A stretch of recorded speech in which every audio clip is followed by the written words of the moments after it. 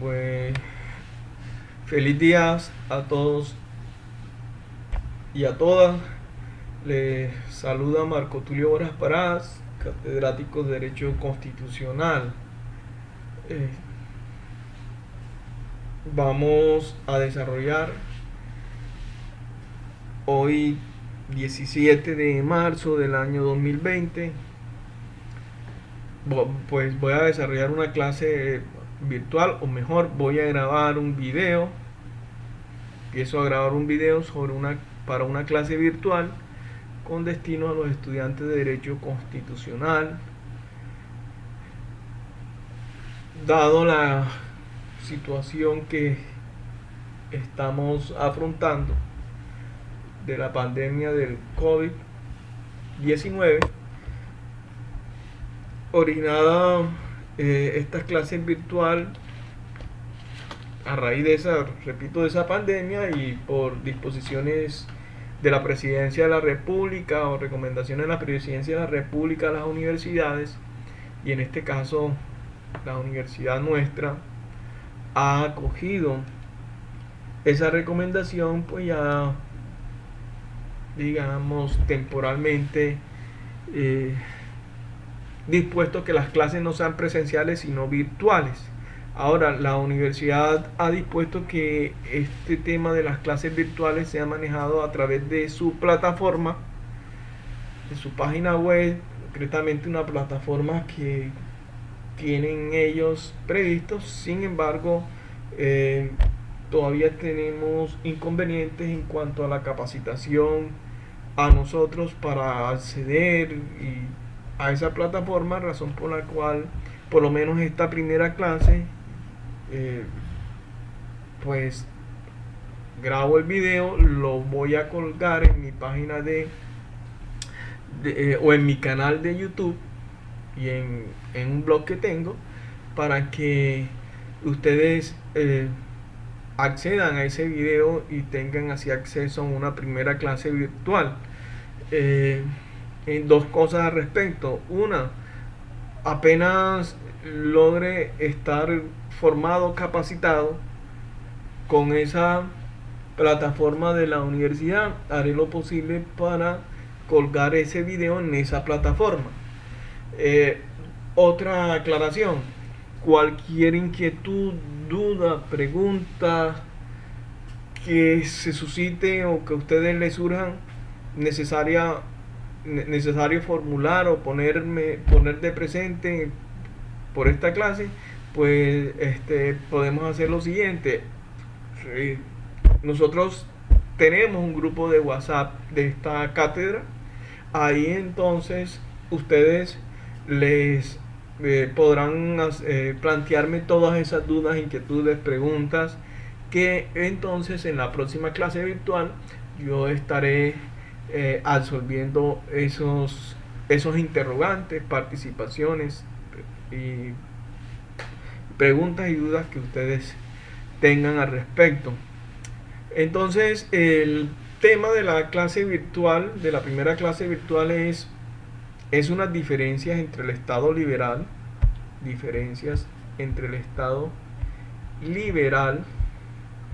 y de derecho. Es el Estado liberal de derecho, conocido también simplemente como Estado de Derecho. Pero a mi gusto, yo les he comentado que prefiero denominarlo Estado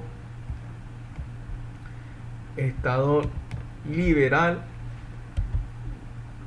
de derecho, diferenciarlo con el Estado social de derecho.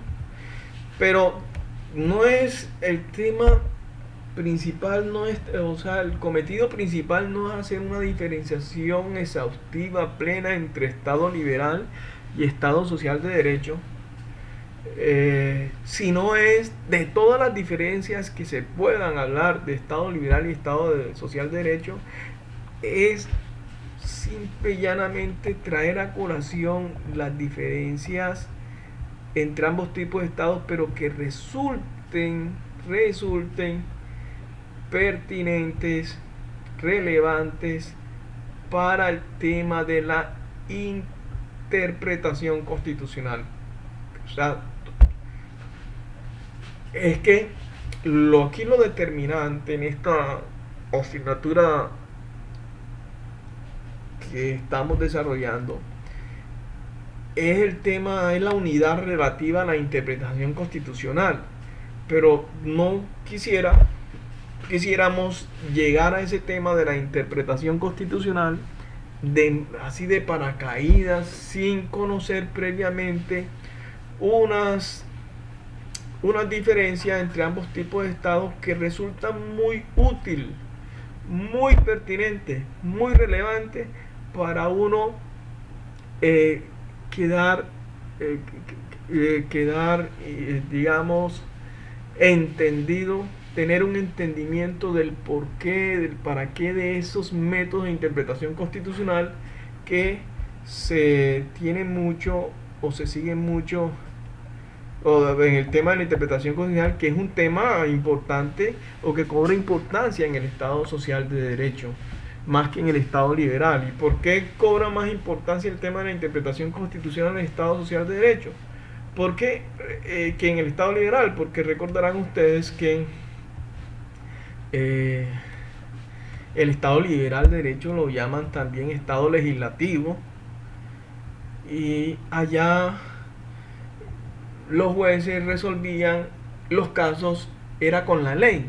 En cambio, acá en el Estado social de derecho la Constitución ya tiene una fuerza normativa, o sea, ya la Constitución se mira como una norma jurídica y por ende los jueces deben resolver casos no solamente con la ley, sino también con la Constitución. Y a resolver casos con la Constitución, para aplicar en la Constitución un caso, pues un tema indispensable es cómo se interpreta la Constitución. Entonces se comienza a hablar del tema de la interpretación constitucional. Y entonces en ese tema de la interpretación constitucional, que vamos a desarrollar en su oportunidad más adelante, un introito necesario para ese tema es estudiar algunas diferencias entre el Estado liberal de derecho y el Estado social de derecho, en cuanto a unos aspectos que son muy relevantes para el tema de la interpretación constitucional. Esas diferencias tienen que ver con ¿qué? Con la sujeción a la ley, con el tema de la sujeción a la ley. Vamos a diferenciar esos dos tipos de estado en cuanto a la sujeción a la ley, en cuanto al rol del juez y en cuanto a los derechos. Y en cuanto a los derechos, van a ser tres aspectos en cuanto a los derechos que vamos a diferenciar el Estado liberal de derecho del Estado social de derecho. Un aspecto cuantitativo, en lo que tiene que ver con la jerarquía de los derechos, y en lo que tiene que ver con el interés general.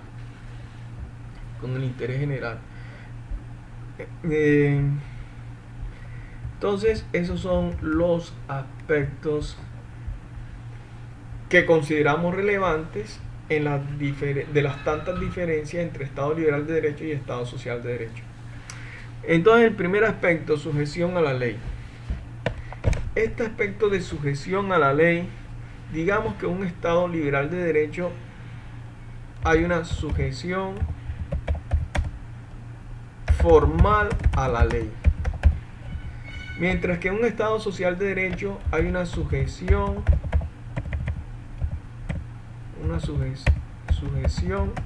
material a la ley. Observen ustedes que en ambos tipos de estados hay sujeción a la ley. En el Estado liberal, esa sujeción es formal, y en el Estado social de derecho, esa sujeción es material. Pero en ambos hay sujeción a la ley.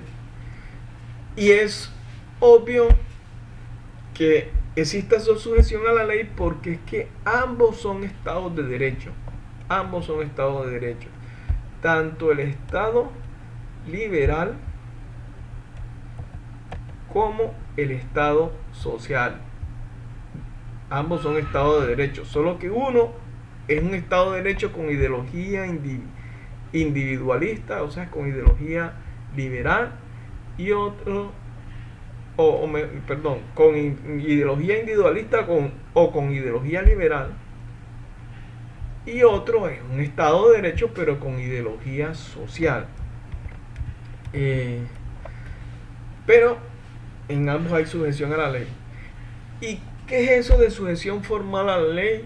¿Qué es eso de sujeción material a la ley? ¿Cuál es la diferencia entre ambas? Bueno, en la sujeción formal a la ley, eso significa que, pues, las actividades, el accionar del Estado, de las autoridades del Estado, bueno, y de todas las personas, es que deben ser unas actividades que guarden conformidad, unos actos, unas acciones, incluso omisiones, que guarden conformidad con la ley. Todo debe estar de conformidad con la ley.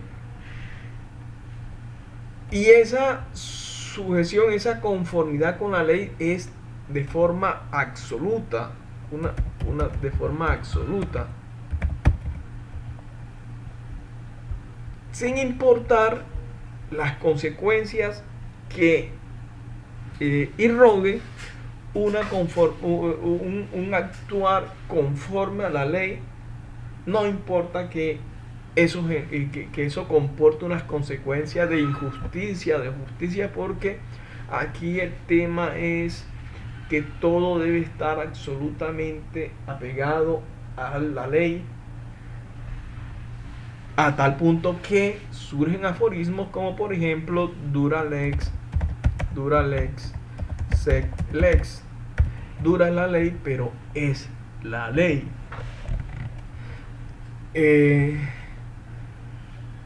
Entonces aquí hay una vinculación absoluta y ciega a la ley. Eso implica que el juez en un Estado liberal de derecho, cuando en su labor de resolver casos con las leyes, de aplicar las leyes para resolver casos, en esa labor el juez es simplemente la boca de la ley. Es decir, el juez como está vinculado de manera absoluta y ciega a la ley, el juez simplemente va a resolver el caso es con la ley, con la voluntad del legislador, no con su voluntad. Él debe poner en el caso, debe entonces buscar la ley que resulte pertinente al caso, verificar si esa ley está vigente y que haya sido por el órgano competente. Cuando verifica todo eso, positivamente todo eso, entonces lo que hace es resolver el caso con esa ley, sea las consecuencias que ello implique. Es decir, la labor de interpretación del juez en la ley se reduce a hacer un acto, hacer un acto cognitivo, es decir, un acto de simplemente conocer. Cognitivo viene de conocimiento, o sea, al juez lo que debe es conocer la ley pertinente al caso, conocer, establecer si esa ley está vigente y si esa ley fue expedida por el órgano competente. O sea, esa actividad aquí el único juicio que el juez le hace a la ley es un juicio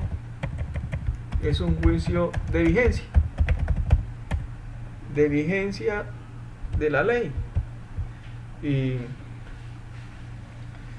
Y digamos, y de autenticidad, que haya sido expedida por el órgano autorizado para expedir las leyes. De lo que se trata el juez es resolver el caso, bueno, reitero, es resolver los casos con la voluntad del legislador, no con su voluntad, o sea, no con la voluntad del juez. Y a eso es que se reduce en últimas los métodos de interpretación de la ley. Recuerden ustedes que los métodos de interpretación de la ley son el método literal o gramatical,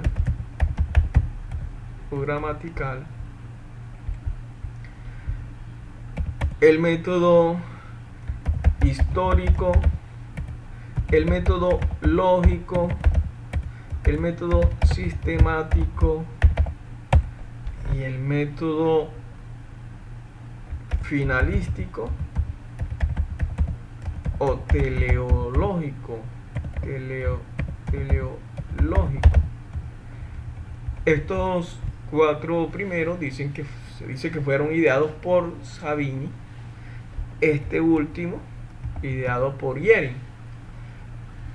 Todos estos métodos de alguna manera buscan es establecer la voluntad del legislador o lo que el legislador ha expresado en esa norma legal.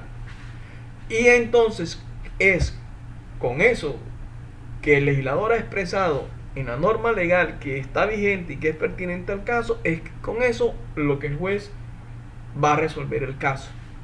No va a resolver el caso con su voluntad. El juez no va a resolver el caso con su voluntad, sino con la voluntad del legislador.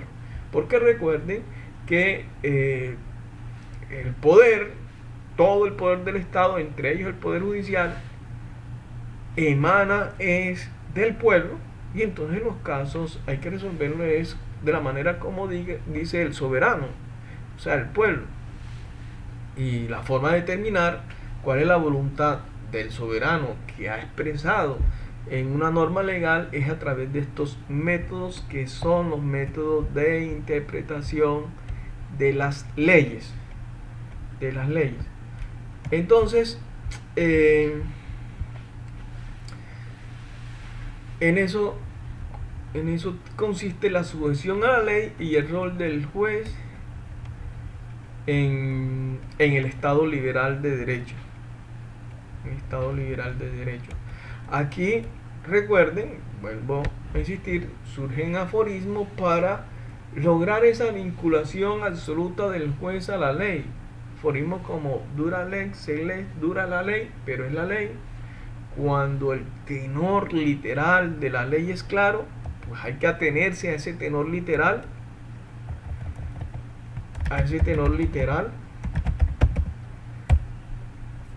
Cuando es claro el tenor literal, pues hay que atenerse a él y no hay que consultar espíritu, finalidad, nada, sino nos atenemos a ese tenor literal. Y que también cuando ese tenor literal no es claro, pues entonces hay que consultar el espíritu ¿de quién? El espíritu del legislador, no el espíritu y no la voluntad del juez. Y todo eso de alguna manera se obtiene con estos métodos de interpretación de la ley. En cambio, en un estado social de derecho, que dijimos, hay sujeción a la ley, pero es una sujeción material a la ley. Esto significa que ya la vinculación a la ley no es absoluta y ciega siempre, no. Aquí la vinculación a la ley es a la ley siempre que sea una ley justa. Siempre que sea una ley justa. Ahora, esto de que sea una ley justa, ¿cuándo es? ¿Qué es la ley justa? ¿Qué es la ley justa? Bueno, al respecto hay muchas teorías. Digamos de una vez, la teoría mayormente aceptada y sobre todo para el tema de la interpretación constitucional, cuál es la ley que se considera justa, pues se ha dicho que la ley que se considera justa es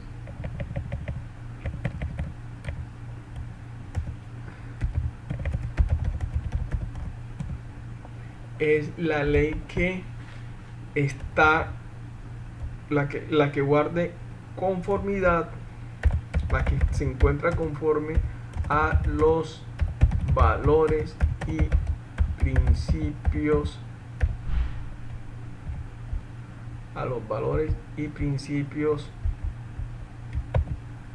constitucionales. Ahora, deben recordar lo que hemos señalado en casi todas las clases presenciales que hemos dado, que dentro de las normas tipo principio están las normas que reconocen derechos, y las normas constitucionales que reconocen o consagran derechos son normas entonces tipo principio constitucional. Recuerden que eso es una afirmación que hace la Corte Constitucional en sentencias como la sentencia C-1281 de 2000 o 1287, C-1287 de 2001. Verifiquemos a ver acá si eso, la sentencia, a ver, sentencia C-1287 de 2001, sí. Aquí miremos esa afirmación. En esta sentencia C-1287 de 2001, la Corte Constitucional señala que normas tipo principios son las que reconocen derechos. Concretamente dice ella derechos fundamentales. Miremos acá.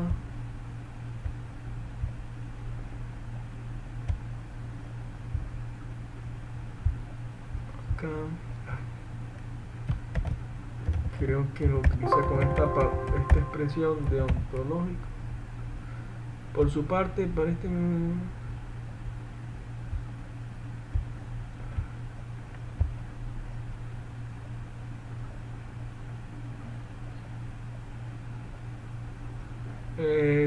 el que más carácter de otro lado trae aquí, observen ustedes, la constitución política no es exclusivamente un catálogo de reglas jurídicas.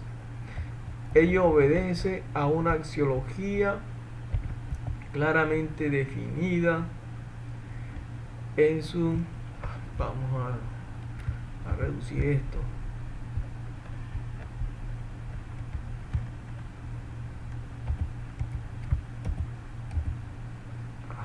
No sé qué pasa aquí.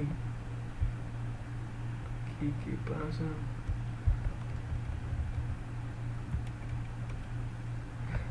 Bueno, ello obedece.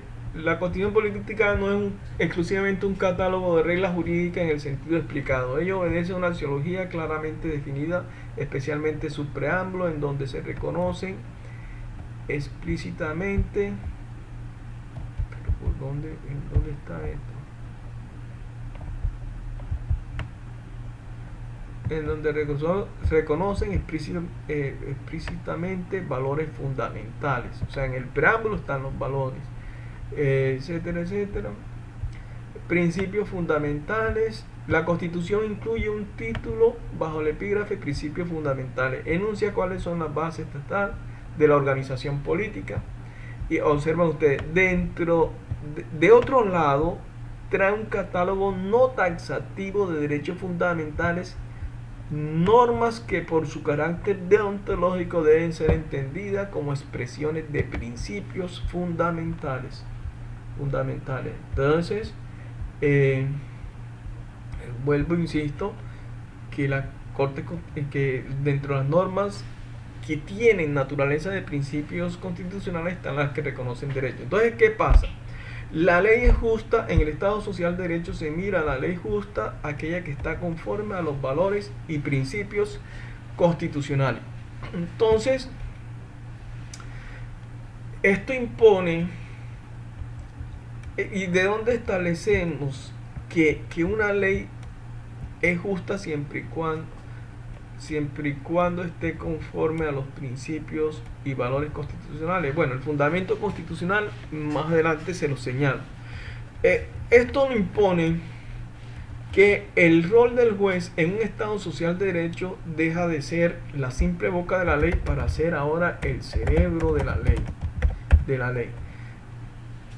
Y esto significa que el juez no va a estar atado de manera absoluta y ciega a la ley. O sea, que el juez, la labor de aplicación y de interpretación de la ley ya no va a ser un acto simplemente cognitivo, sino también va a ser un acto cognitivo y un acto volitivo.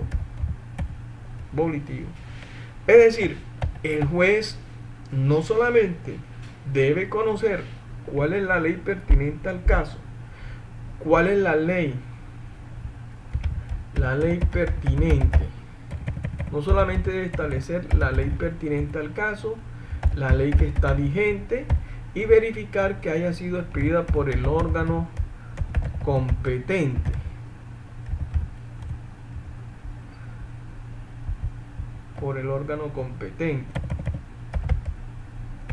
Es decir, el juez no solamente le va a hacer un juicio de vigencia a la ley y un juicio de autenticidad a la ley, es decir, sino también que debe hacerle un juicio de justicia a la ley. Algunos doctrinantes teóricos hablan de que esto de juicio de justicia lo llaman juicio de validez de la ley. Otros consideran que el juicio de validez se refiere a que la ley esté vigente y haya sido expedida por el órgano competente. En todo caso, para no adentrarnos en profundizar en esa polémica, digamos juicio de justicia a la ley, para señalar que en esa labor que debe hacer el juez de verificar si la ley es justa, entendiendo por ley justa aquella que está conforme a los valores, principios, derechos constitucionales. Bueno, ya saben, dentro de las normas que reconocen derechos son principios constitucionales. Entonces, el juez no se limita a conocer la ley, aplicarle al caso, su vigencia, y si fue expedido por el órgano competente, y es más, hasta conforme al procedimiento adoptado por la Constitución para la expedición de la ley. No solamente eso debe conocer el juez, sino también verificar que esa ley sea justa. Entonces él hace un juicio de vigencia y de justicia. Vigencia, autenticidad y justicia. Y de justicia. ¿Qué se me pasa por alto aquí? Bueno, ¿con fundamento en qué?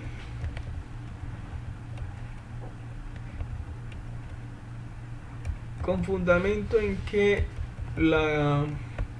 eh, se señala que, bueno, si el juez va a hacer un juicio de justicia a la ley, ya entonces la actividad no es simplemente conocer la ley vigente y el órgano que la expidió, y si fue expedida por el órgano competente, sino quien determina si la ley es justa o no es el juez. Y para determinarlo, eso el juez hace una actividad valorativa, le pone de alguna manera eso involucra subjetividad del juez en el tema de la interpretación, de tal manera que ya la aplicación, la resolución de casos no es solamente con una voluntad exclusivamente del legislador, sino que eso está acompañado de una voluntad del juez porque él debe determinar el sentido y alcance de la ley conforme a la Constitución y no únicamente conforme a lo que el legislador quiso expresar en la norma legal. Esto trae también unas diferencias entre el Estado liberal y el Estado social de derecho. En el Estado liberal de derecho, que recordarán ustedes también, a este Estado le llaman Estado legislativo,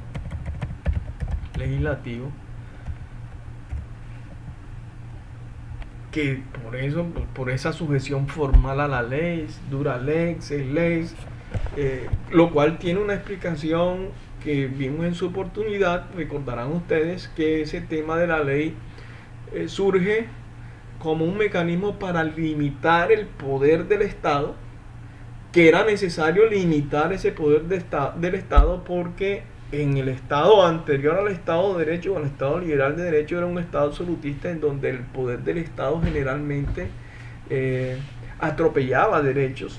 Y entonces de lo que se trataba era que con el poder del Estado no se atropellen derechos. Surge como entre varios mecanismos, surge la necesidad de limitar el poder del Estado, y para limitar el poder del Estado a fin de que no se atropelle derechos, pues es que todas las autoridades que realizan un poder, que ejercen un poder, lo hagan conforme a la voluntad del soberano, y ese soberano es el pueblo o la nación, y esa voluntad del pueblo o la nación él la expresa a través de la ley. Entonces todo hay que hacer lo que diga la ley, porque de esa manera el Estado no atropella derechos. Entonces eso es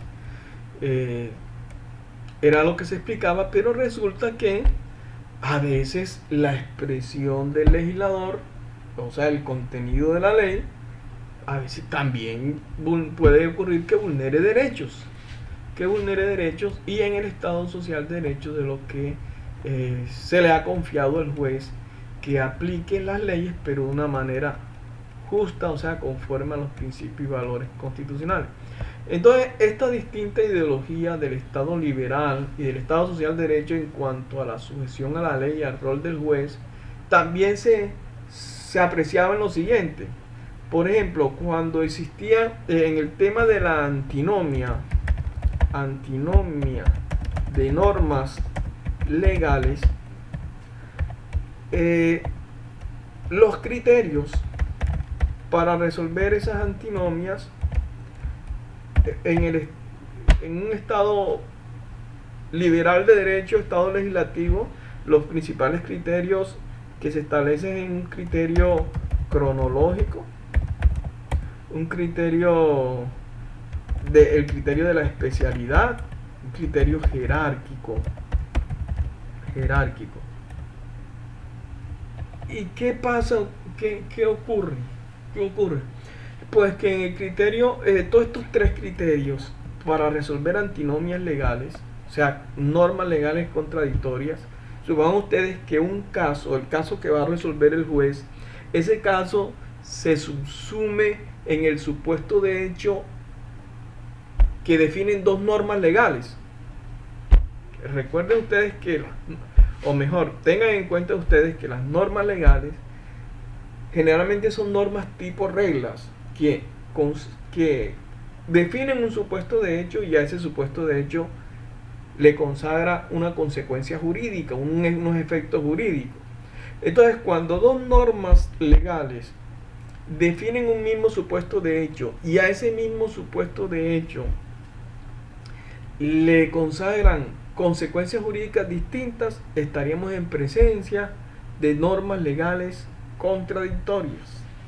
Entonces, vamos a suponer que una norma que diga el que se apodere de cosa mueble ajena, por decir algo, el que se apodere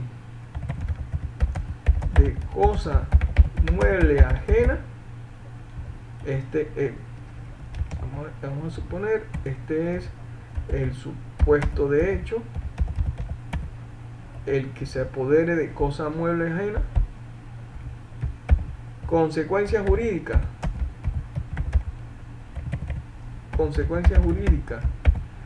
vamos a suponer que la norma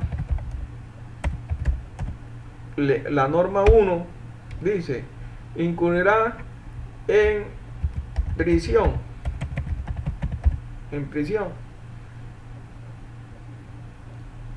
de 5 a 8 años, vamos a suponer, y mientras que la norma 2 dice el que se apodere de cosa mueble ajena incurrirá en multa de 50 a 100 salarios mínimos legales mensuales vigentes. O sea, esto es un caso hipotético que estamos estableciendo en donde alguien, supongamos entonces que alguien se apoderó de una cosa mueble, es decir, le hurtó una cosa de propiedad, una cosa mueble de propiedad de otro, y entonces el juez va a resolver ese caso y encuentra que existen dos normas, una que dice que si acontece lo que se ha señalado, o sea, si alguien se apodera de una cosa mueble ajena, la consecuencia es prisión de 5 a 8 años, y otra norma que diga que no, que la consecuencia es apenas una multa de 5 a 100 salarios mínimos. Entonces ahí, como un mismo supuesto de hecho lo contemplan dos normas y a ese supuesto de hecho esas dos normas le asignan consecuencias jurídicas distintas, entonces estaríamos en presencia de antinomias de normas legales. Y en fin, siempre que en todo caso de antinomia, de contradicción de normas legales, en el Estado de Derecho, pues como lo importante es resolver el caso es con la voluntad del legislador, sin importar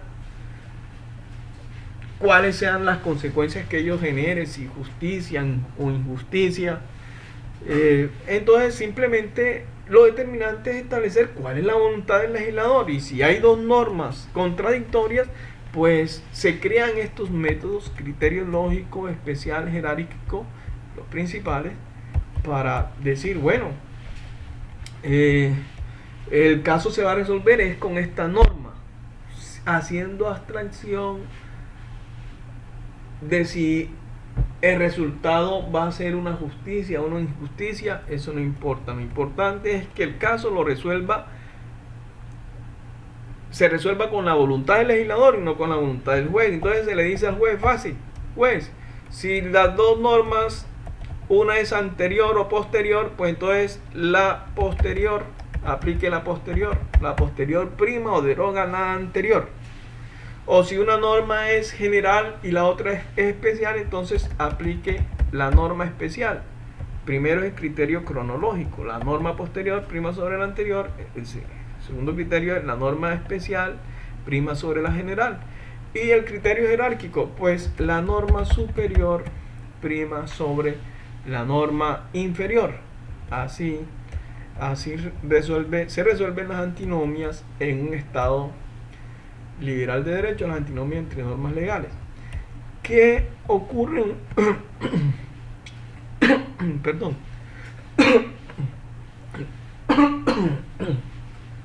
¿Qué ocurre en un estado social de derecho? En un estado social de derecho, esto puede ser relevante, estos criterios pueden ser relevantes, pero lo más determinante es que en caso de antinomias, de normas tipo regla, o sea, de normas legales que definen supuesto de hecho y consecuencias jurídicas, lo más indispensable para resolver el caso no es establecer cuál es la voluntad del legislador, sino establecer cuál de esas normas, más que la posterior, más que si una es el artículo 5 y el otro es el artículo 100 de la ley tal, entonces la norma, el artículo 100 de la ley tal es posterior y aplicamos eso. Entonces no, vamos a escoger de todas esas normas contradictorias cuál es la que está conforme a los principios y derechos, valores, principios, derechos constitucionales, sin importar si es posterior, anterior, cuál de esas normas maximiza más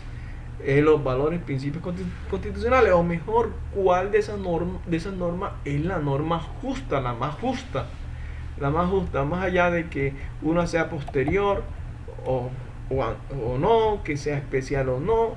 Es más, en este criterio, el criterio jerárquico que dice que la norma superior prima sobre la anterior, no es un criterio que en el Estado social de derecho sea absoluto, porque resulta que de lo que se trata es verificar qué norma es la que realice más los valores y principios constitucionales y los derechos fundamentales, los derechos constitucionales. Y en materia de derecho existe un principio como, o varios principios, como los principios pro homine, pro libertatis, que entre dos normas habrá que escoger la que maximice más el derecho, la que realice más el derecho, la más favorable a un derecho humano, a una libertad. Esa es la más, sin que pueda en determinados casos oponerse no a que es que se trata de una norma inferior y no puede prevalecer sobre la Constitución. No, ocurre mucho que los derechos que están en una Constitución, pues esos derechos pueden ser maximizados en la ley. Se pueden ampliar los derechos en una norma, digamos, de inferior jerarquía, y entonces, como esa norma de inferior jerarquía maximiza más un derecho, entonces podría haber lugar a resolver el caso con esos derechos tal como están establecidos en una norma inferior y no como están establecidos en una norma superior, por virtud de estos principios pro homine, pro libertatis. En derecho internacional se explica mucho esto, porque estos han sido criterios provenientes, estos principios han sido ideados fundamentalmente por cortes internacionales, porque en el ámbito de derecho internacional público hay tratados, hay constituciones, y entonces puede ocurrir que un derecho en una constitución o en un tratado estén expresados esos derechos de manera distinta, Y entonces los organismos internacionales, como la Corte Interamericana y así la Corte Constitucional, también ha aceptado esa doctrina internacional de derechos humanos de que pues si la Constitución dice expresa un derecho de esta manera y una convención, un tratado vigente en el país lo expresa de otra manera, ¿cuál habrá de escogerse? Eh, pues la que maximice, la que sea más favorable, maximice más el derecho o la libertad de la que se trata. Eh, a pesar de que pueda ocurrir que sean normas que están que tengan la misma jerarquía, porque de pronto si hacen parte del bloque de constitucionalidad en sentido estricto de esos tratados, pues harían parte de la Constitución, y entonces dos normas de igual jerarquía dicen cosas distintas en torno a un derecho. ¿Se aplica cuál de esas dos normas? Pues la más favorable al derecho humano o a la libertad de la que se trata. O puede ocurrir que el derecho está expresado en un tratado que no hace parte del bloque de constitucionalidad en sentido estricto, sino en sentido amplio, y por ende es un tratado que es inferior a la Constitución, pero si ese tratado expresa ese derecho de manera que maximice más el derecho, pues entonces habría que resolver el caso con la norma de ese tratado.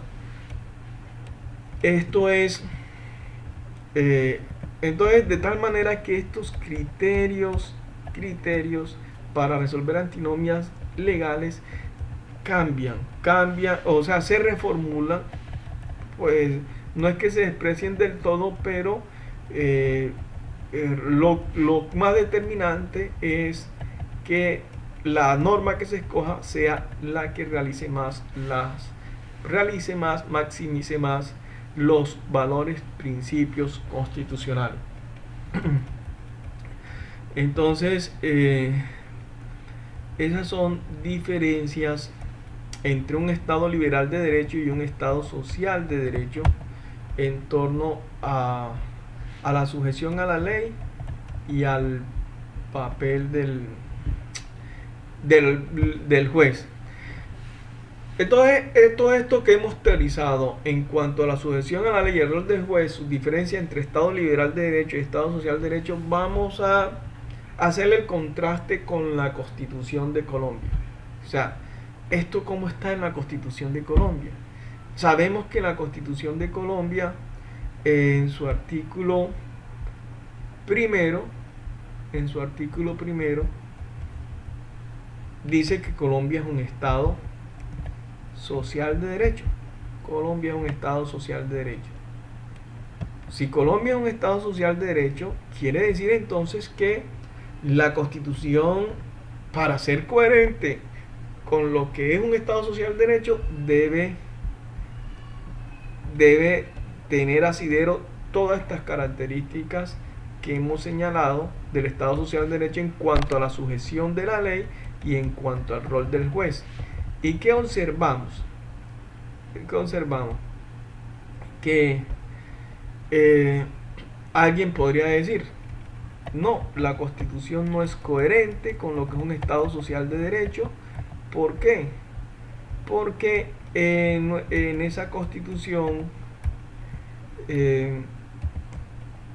hay una norma que deja sin piso todo lo que se ha señalado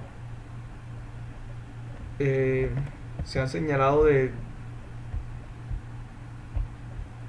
papel del juez y de la sujeción de la ley en un Estado social de derecho. Me refiero al artículo 230 de la Constitución Política. ¿Qué pasa con ese artículo 230 de la Constitución Política? Ese artículo 230 de la Constitución Política dispone lo siguiente. Dispone que es el artículo que señala que el juez está sometido solo al imperio de la ley. Solo al imperio de la ley, que lo demás, doctrina, jurisprudencia, equidad, principios generales del derecho, eso no es obligatorio para el juez, sino que eso es criterio auxiliar.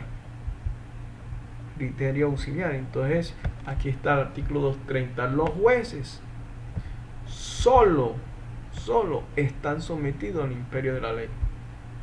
Vean, la equidad, la jurisprudencia, los principios generales del derecho, la doctrina, ¿son qué? Son criterios auxiliares. Son criterios auxiliares del juez, de la actividad judicial, de la actividad del juez.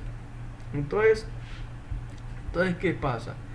El criterio, según el artículo, criterio obligatorio, pues es la ley. Criterios no obligatorios, y sí auxiliares. Entre otros están los principios, la jurisprudencia, la doctrina, la ley. Entonces, este artículo 230, alguien diría, se contrapone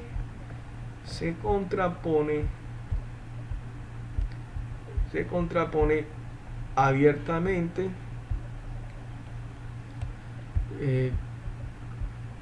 con esto que hemos señalado. Se contrapone directamente con esto que lo primero es los principios, valores constitucionales y derechos. Entonces este artículo 230 se contrapone. Pero resulta, ¿qué pasa? Que si interpretamos este artículo 230 así como se ha interpretado, ¿y cómo se ha interpretado? Ha sido interpretado con un criterio literal o gramatical. Esta interpretación literal del 230, si lo interpretamos así, el 230, el artículo 230, se contrapone entonces con los siguientes artículos de la Constitución, con el artículo 2, con el artículo 2, inciso primero, con el artículo obvio, con el artículo 4,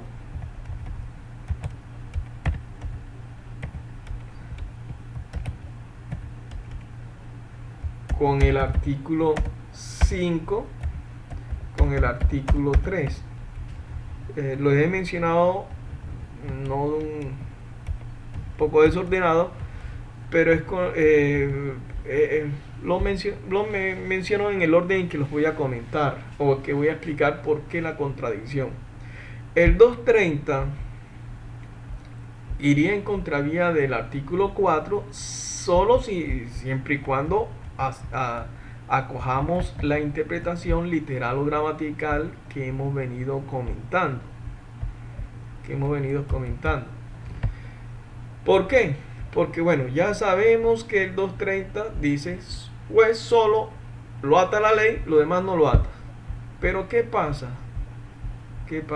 El 4, pues ya ustedes lo saben hasta la sociedad, dice que por encima de la ley está la Constitución, que la Constitución es norma de normas.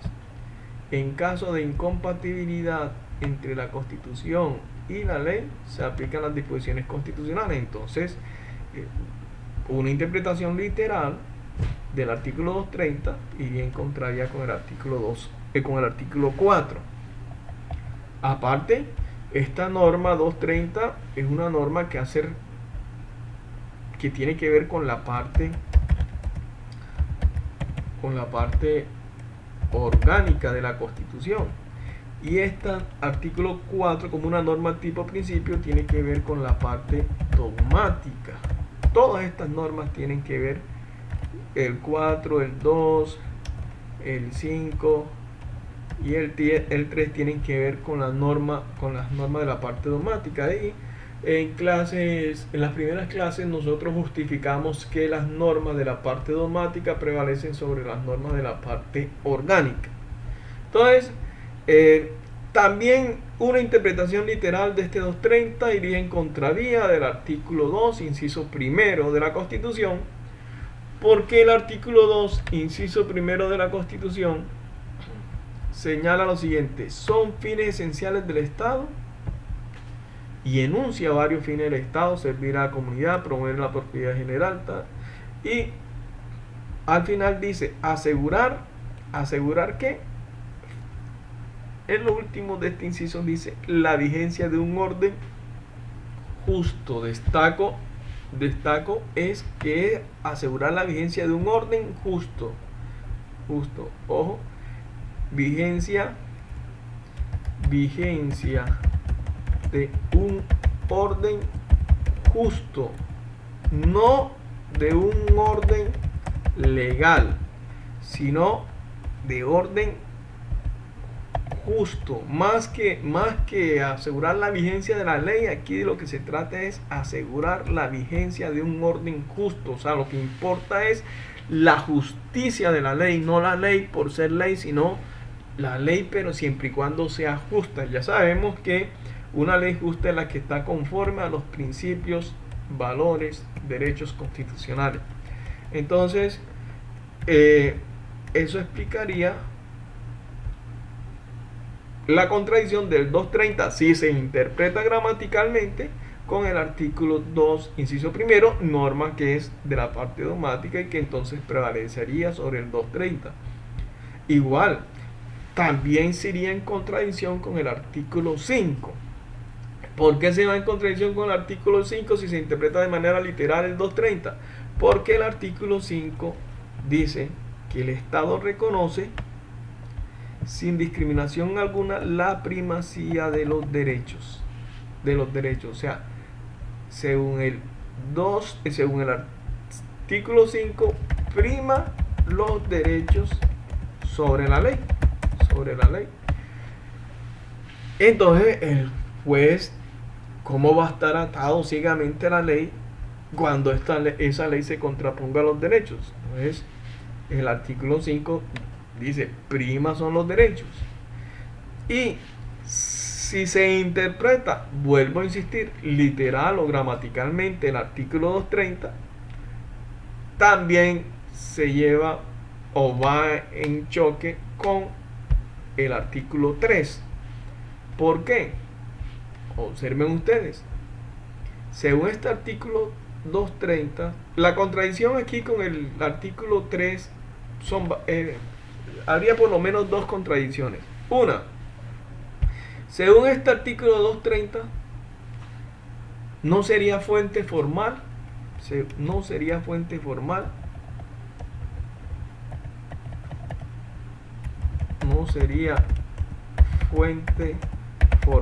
la costumbre.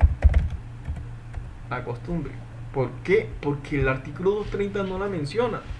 Dice, los jueces en su providencia solo están sometidos al imperio de la ley. Mire lo que menciona: la equidad, la jurisprudencia, los principios generales del derecho y la doctrina son criterios auxiliares de la actividad judicial. Entonces, ¿en dónde está la costumbre?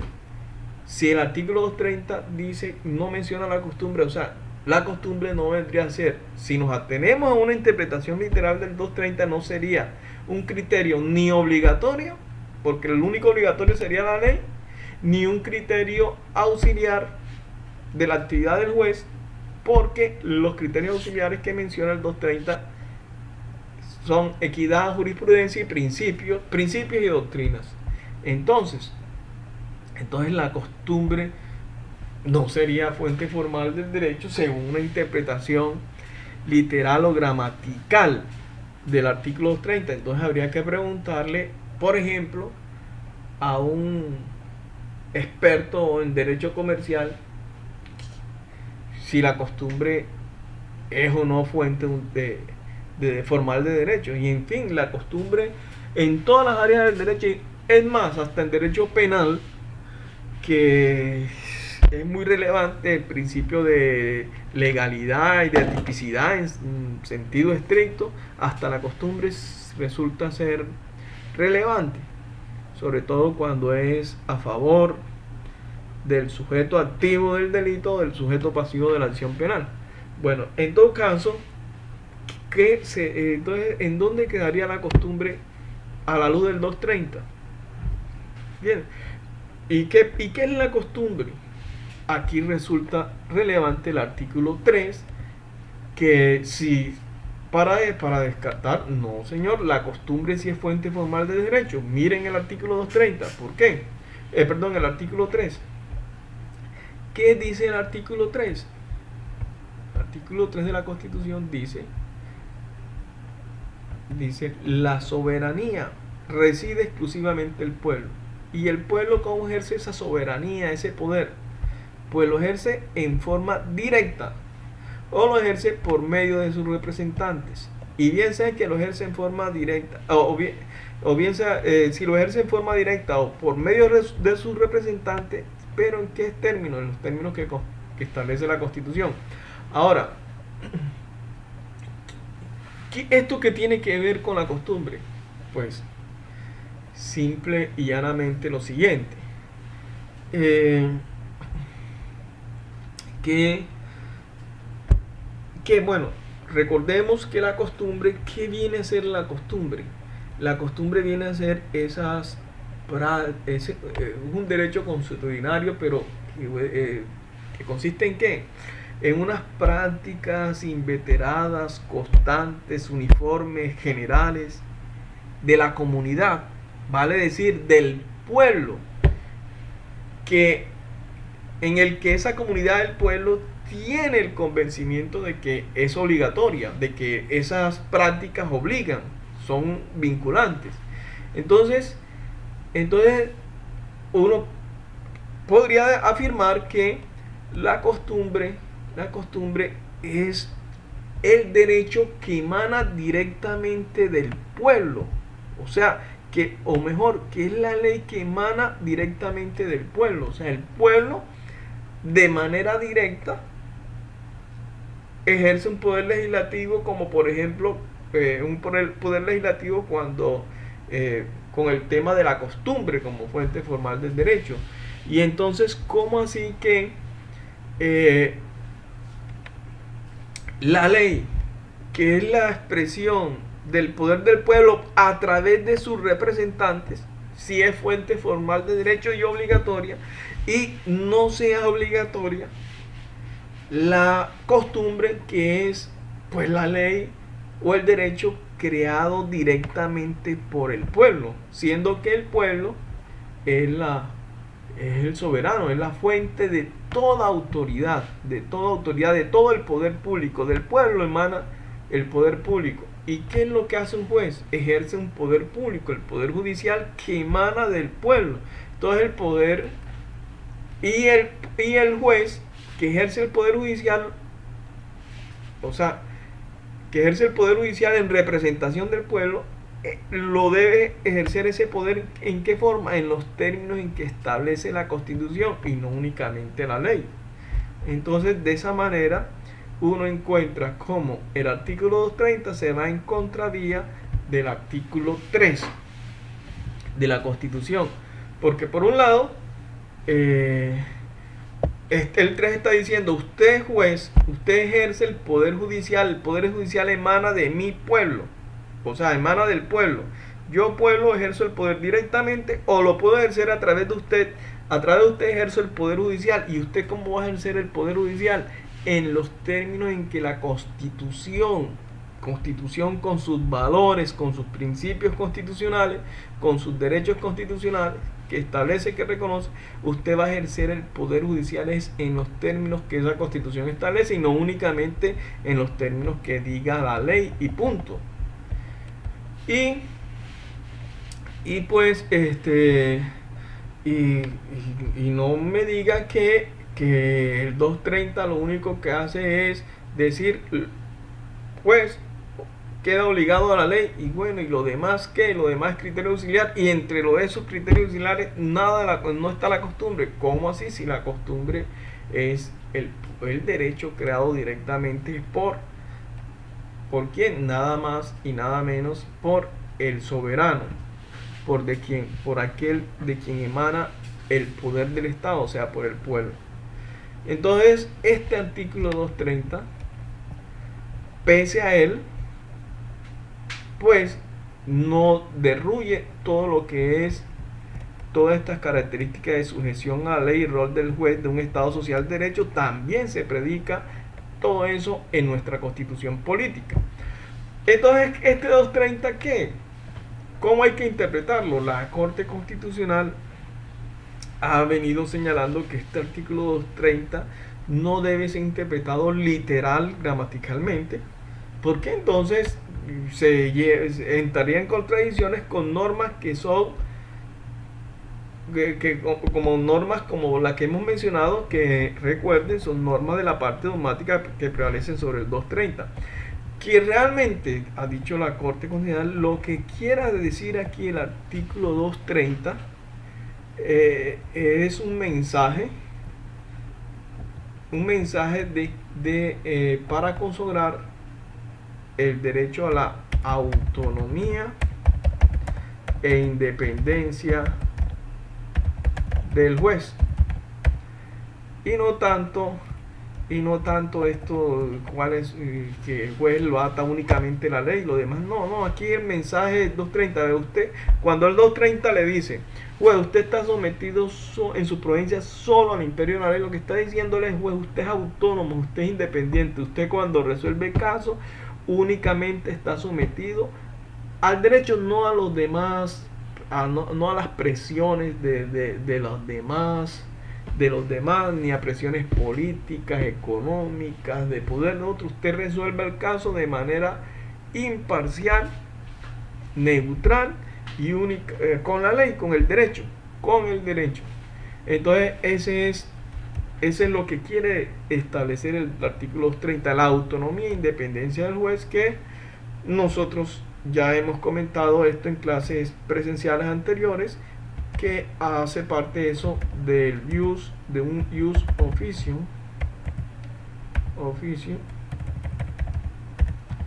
derechos que tiene una persona, no por ser persona, sino por el oficio que se desempeña. En este caso, el juez tiene ese derecho no por ser juez, sino por el oficio judicial que él desempeña, derechos que se le reconoce al juez pues no por apetencia individual de un juez, sino que es una garantía. A quienes más les interesa que un juez sea autónomo e independiente es a las partes del conflicto que va a resolver el juez. Entonces, de esta manera, digamos, queda explicada las dos primeras características